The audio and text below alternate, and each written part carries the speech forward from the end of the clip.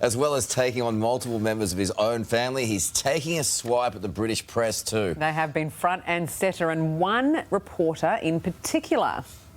Days later came the coup de grace from a Royal correspondent, a sci-fi fantasy describing the growing froidure, good Lord, between Kate and Meg, claiming that according to two sources, Meg had reduced Kate to tears about the bridesmaids' dresses.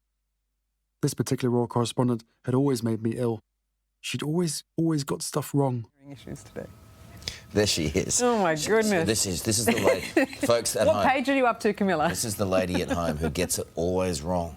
She's an evil person lurking in the darkness, about to, do something. Where have you been all my life, Karl? And welcome, Sarah, to this mad world. It is. We could have done with you over the last few weeks, as I have tried to put my tattered reputation back together. Yeah, that was nice, obviously, to hear that. I mean, I always thought we got on well. I think I've got a photograph of him and me. Hang on a minute. I'll show you. Happier days. Oh, Happier days. There's me and... There we are. Look at that. There's that sci-fi fantasist. I know. It's a funny one, isn't it? How can it be a sci-fi fantasy, guys, when in the book he actually stands the story up? There's still debate over who made who cry, but let's just say recollections may vary on that. And so I suppose, what can I do? I wear it as a badge of honour. But it's a funny one because we always used to have quite a good working relationship. But Harry doesn't seem to take kindly to journalists that don't write anything other than undiluted praise. How is it all being received? Because at the end of the day, he's got he's harbouring a lot of bitterness towards everyone over there.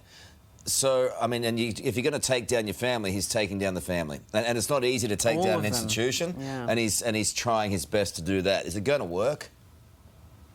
It's not working so far here because his popularity is tanking in the UK. So the last YouGov poll put him down to -44, which is a record low. And meanwhile, the popularity of the monarchy remains about the same. To be fair, William's has gone down a few points by 6 points, but not as much. Meghan's on an even lower approval rating. Look, to be perfectly honest, the book is a real mix because there are some really touching pages about the loss of his mother, and you can completely sympathise with him at his anger with the paparazzi in the Alma Tunnel in Paris that fateful night.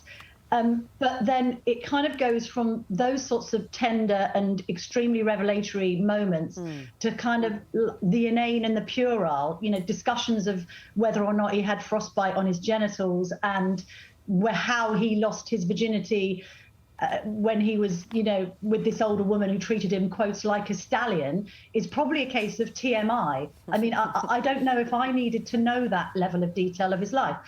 So a lot of the public here, I don't know what it's like in Oz, but a lot of the people here are saying, look, enough already, just please stop. Well, it'll surprise no one that they're the sort of details that I actually like reading. But this is the thing, I think, Camilla, you're so right, Camilla, because, there are some moments in the book, I'm only halfway through it, that are kind of touching, and then other parts like, I don't need to know this. I mean, I guess it's his attempt at being candid, maybe, but letting us in. But the weird thing about it is, it's funny, isn't it? OK, he's criticising the press because we get everything wrong, except his whole book suggests that when we were writing about tensions, that we got everything right.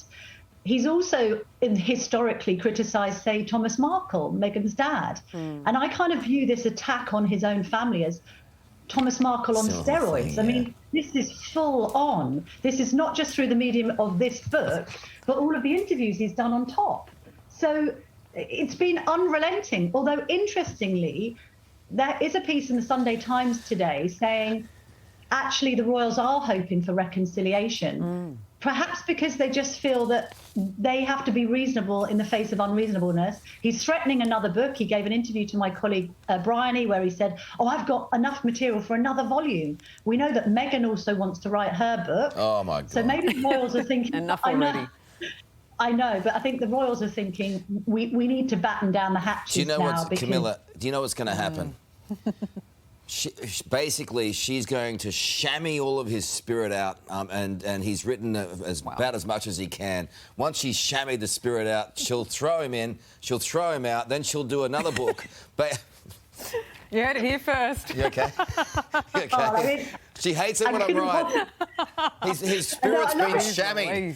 I love it how, like, Sarah's reaction to some of your statements is basically to choke. And I'm like dying. It's going to be interesting. It's going to be an interesting social relationship. Look, I don't know what else he's planning, but I would humbly suggest, even though I always get it wrong and apparently made him ill. I mean, how ill have we been made? Journalists everywhere having to talk through stuff. But anyway, but I'd humbly suggest that maybe a period of silence might be in order.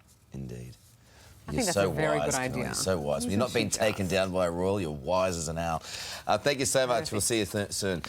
G'day Today Show viewers. Thanks for watching YouTube. Our YouTube channel is fantastic. Subscribe now for brand new videos every day and exclusive bonus clips. Come on, you know you want to.